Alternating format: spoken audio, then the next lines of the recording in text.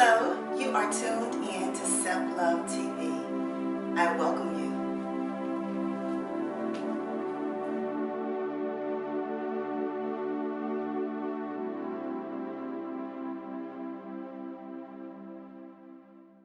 Hello, and you're tuned in to Self-Love TV with Miss P.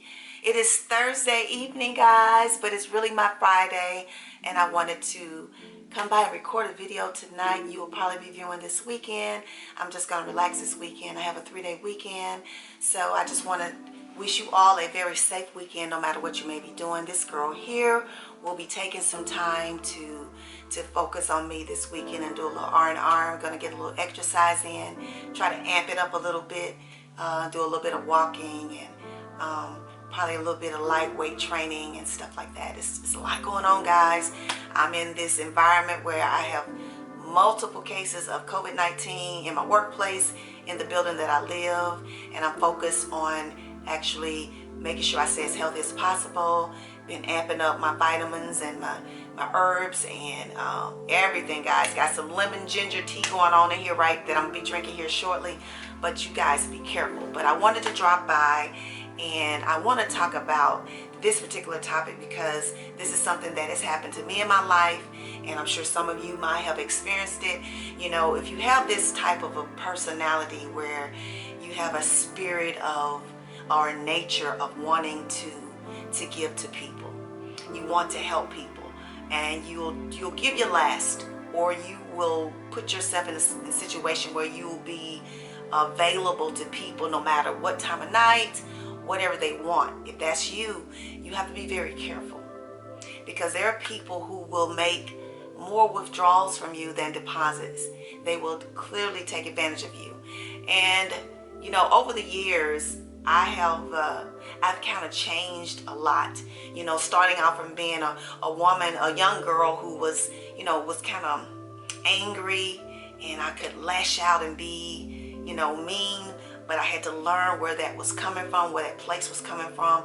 And when I actually learned and started working on me, you know, my whole temperament and attitude changed. And now I'm more of a more patient person, can be soft-spoken until you push me to that last point. But I do take a lot. I will put up with a lot from people, and I'm very forgiving of people. Sometimes people feel that they can bulldoze over me because sometimes I can come off very meekly. And with that being said, it's not that I'm that way, it's because I have a high tolerance of things, and I like to try to help people. And so I know that sometimes that people can be in a space where they are hurting, and so sometimes that causes them to lash out, or they could be just broken and damaged. So I have often put myself in those spaces with people to try to help them. That doesn't mean I don't know what they're doing. It's just the fact that I'm trying to make myself available to be a source of some type of encouragement or help in their time of need, because that's what my purpose is. That's my passion in life.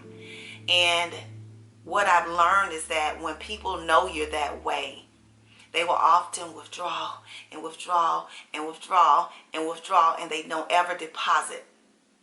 And when you recognize it and you decide to stand up for yourself and speak out against it, then they make you the enemy. Be very careful of that. Those are mind games, guys. It's designed to make you think that you're the person that's doing something wrong, when you have been forgiving and easygoing and allowing and, you know, subjecting yourself to certain things. And when you get to that limit where you're full, or you feel that there's nothing else to give, then that's when they recognize that you're done. So they flip it and make it feel like you're not compassionate, you're not understanding, you're hurting them, because your voice comes out, because you speak up for yourself and you let them know that you're not going to be taken advantage of. I'm going to give you a short scenario, and I always use my life rather than people I know. I try not to use people I know as much as I do myself. I was in a relationship with a guy, and this has been 8 years ago. It's been 8 years since I really had a relationship. And when I met him, he was broken. I knew it when I met him because of the type of person that I have been in my life, because of experiences and things that I went through in my life. I've always saw people, that had things that they were trying to overcome as someone that I might be able to help. That's just had been my nature. So when I connected myself with this person as a friend, we started hanging out and we started developing feelings toward one another. And he had been subjected to cult-like religion. I'm not going to go into what it was. So that was one little stigma that was hanging over him, looming over him. And then he lost his father. Then his mother actually was diagnosed with cancer, and she was like in stage 4. So she was literally dying. So he had a lot that was going on. But he would go on these rages where he would go out and lash out at people because of the area that he was in. He had been divorced, and his wife was taking him for a lot of money, and it was just a mess. And so here I was, Miss Little, I want to help you, I want to be there for you. Friend comes into his life, and he see, oh wow, someone who will care about me. And so he started making all these withdrawals from me, like, he would need this, or can you come over? And he would go out and he would get in these drunken tangents and come home and just mess up his house everywhere. And I'm there cleaning his house, getting him in showers, making sure that he was cleaned up, getting him in bed, cooking food for him so that he could eat, making sure he's hydrated, calling, his business partners and saying, making up excuses for him. I was doing a lot of things, guys, in the name of caring for a person and trying to help them. And it was literally tearing me down on the inside. I got to the point where I was so exhausted because I still had my own life. I still had a teenage daughter at home that I was raising. I had my jobs. I was working 2 at that time. And I was just trying to have my own life, my own space, but I was just being pulled in all these directions.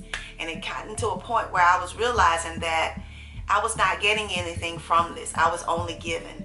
But the guilt in my mind made me feel like if I severed that relationship, if I severed that tie, that I would somehow be walking out on someone that needed me. But what was it benefiting either one of us? I was being codependent to his addictions. And I was actually literally tearing myself apart. My hair was falling out. I was losing weight. My daughter was like, Mom, why are you sad? I was just going through a lot, guys. I was going through a lot, and I wasn't being the person that I needed to be fully at that point. I wasn't fully being there for her, fully being there for me, and I was just in the middle of something that I didn't know how to get out of. Until I made a decision that I had to sever that relationship. Now, after I did that, here comes the guilt complex, because he did everything to make me feel like I was being wrong, that I was somehow mistreating him in some way, and it laid a hard guilt trip on me. But I had to think about the whole situation, and I was asking myself, was I really being there for that person? Was I really doing anything to really benefit him by allowing him to just take advantage of me over and over again, making withdrawals from me and never depositing anything? If you love yourself, you don't drain yourself to the point where there's nothing left to give. In this journey of loving yourself, you have to know what your limitations are and what you're capable of giving someone. And in the meantime, don't take so much away from yourself that you lose yourself in the process of trying to save someone else. So that is my message today, about depositing withdrawals. You have to evaluate the relationships that you have in your life. You have to make sure that what you're giving, you're receiving. That's what love is about. That's what friendships are about. If someone is just constantly taking and taking and taking and taking and taking and never giving anything, what is the purpose of that relationship? Always choose you. Never feel like it's a time when you should not choose yourself, because one day you'll look up and there'll be nothing left to give, guys. Nothing left to give. So evaluate the relationships that you have in your life and make sure that people are giving as well as receiving. And that is simply my message today. I hope you ladies will have a wonderful weekend, that you will be safe. And I will see you guys a little bit later on. Maybe Sunday I'll come back and just talk with you guys. Maybe a Q&A. I've had a few questions and I might address those. So you guys be safe. I love you, and we'll see you real soon. All right? Peace and love.